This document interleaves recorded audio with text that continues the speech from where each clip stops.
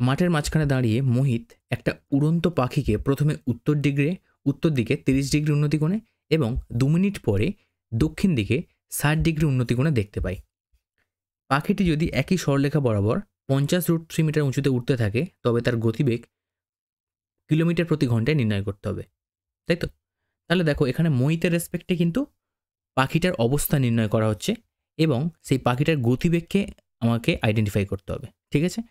এবারে দেখো, ফার্স্ট আমরা এটাকে নামকরণ করিনি। ধর এটা এ, মোহিতের যে অবস্থান এটা বি, এটা সি।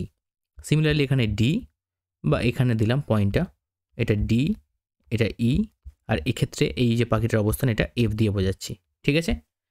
এবার দেখো, যদি ডি বি এ এটা যদি 30 ডিগ্রি হয়, অর্থাৎ প্রথম ক্ষেত্রে পাখিটার যে অবস্থান সেটা যদি মোহিত 30 ডিগ্রি কোণে দেখতে পাই, এটা যদি 30 ডিগ্রি হয়, তাহলে আর ডিএফ এবং এসিটা হচ্ছে কি একটা সমান্তরাল সরলরেখা, একজোড়া সমান্তরাল সরলরেখা। তো সেক্ষেত্রে ডি বি এর মান যদি 30 হয়, তার মানে একান্তর কোণের নিয়ম অনুযায়ী এই কোণটাও 30 ডিগ্রি হবে। সিমিলারলি এফ বি সি যদি 60 ডিগ্রি হয়, তাহলে এই কোণটাও 60 ডিগ্রি হবে। তো পাখিটার যে অবস্থান পরিবর্তন হয়েছে কোথা থেকে কোথায়, ডি বিন্দু থেকে ছিল এইখানটায়, চলে গেছে এখন এফ বিন্দুতে।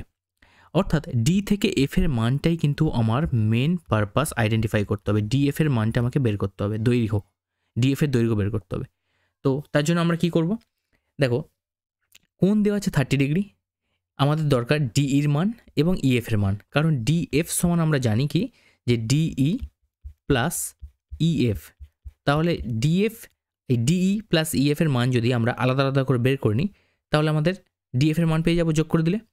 তো ফার্স্ট আমরা করবো কি ডিই, তো এর জন্য আমরা কি নিয়ে নিচ্ছি, সমকোণী ত্রিভুজ নিচ্ছি। দেখো ডিই বি, এই সমকোণী ত্রিভুজ থেকে আমরা করছি।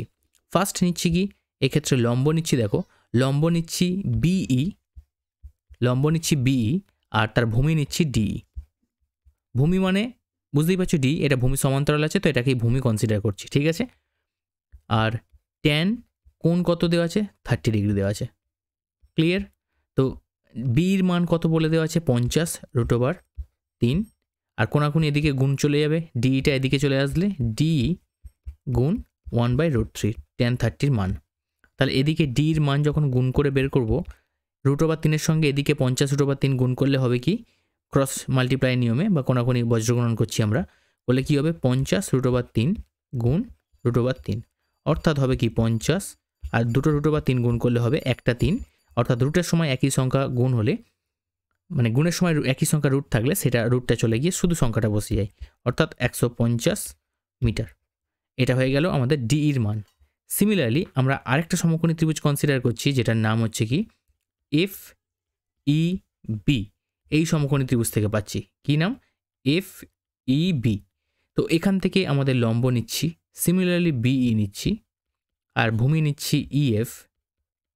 আর এক্ষেত্রে আমাদের যে কোণ সেটা কত, লম্ব বাই ভূমি নিচ্ছি মানে কি ট্যান ই নেব 60 ডিগ্রি। ট্যান 60 মান কত, √3, ঠিক আছে? তো বির মান তো 50√3 বসিয়ে দাও, 50√3, কোনাকুনি গুণ করলে ইএফ এদিকে চলে আসবে এবং √3টা যেমন আছে বসলো। দেখো √3 কেটে গেলে ইএফ এর মান তোমরা পেয়ে যাচ্ছ এখান থেকে না 50 মিটার। অর্থাৎ ইএফ পেয়ে গেলাম, ডিই পেয়ে গেলাম, এই জায়গাটায় কিন্তু আমরা এই মানটাকে এবার বসিয়ে দেবো।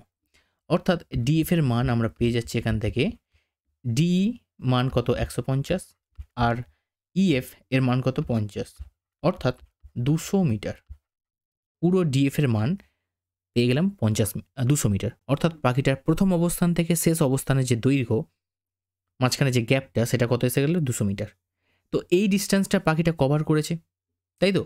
তো কত সময় কভার করেছে, দেখো 2 মিনিট পরে পাখিটাকে দেখা গেছে উত্তর থেকে দক্ষিণে। অর্থাৎ পাখিটা ওই জায়গা থেকে এই 2 মিনিটের মধ্যেই পাখিটা 200 মিটার কভার করে ফেলেছে, তাই তো? সে ছিল ডি অবস্থানে, এসছে এফ অবস্থানে, তার জন্য সময় লেগেছে 2 মিনিট। তো এর জন্য পুরো টাইম লেগেছে কত, 2 মিনিট। তো 2 মিনিটে যায় 200 মিটার, আমরা এই সেন্সে লিখবো যে আমাদের বলেছে কিলোমিটার প্রতি ঘন্টায় বের করতে হবে, অর্থাৎ 60 মিনিটে, অর্থাৎ 1 ঘন্টায় বের করতে হবে। তাহলে 2 মিনিটে যাই 200 মিটার, 1 মিনিটে যাবে 200/2 সমান কত, 100 মিটার। ঠিক আছে, আর 60 মিনিটে আমাদের বের করতে হবে। ঠিক আছে, 60 মিনিটে যাবে কত, 100 গুণ 60 অর্থাৎ 6000 মিটার। আর 6000 মিটার মানে আমরা কি জানি, 6 কিলোমিটার। অর্থাৎ পাখিটার কিলোমিটার প্রতি ঘন্টায় যদি একক, 60 মিনিট মানে কি জানো, 60 মিনিট মানেই তো 1 ঘন্টা। তার মানে 1 ঘন্টায় পাখিটা কতটা দৈর্ঘ্য কভার করতে পারে, 6 কিলোমিটার।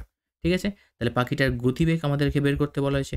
তাহলে পাখিটার গতিবেগ কত আসছে, পাখিটার গতিবেগ আসছে 6 কিমি পার ঘন্টা। ঠিক আছে, এটাই আমাদের কিন্তু আনসার হয়ে গেল।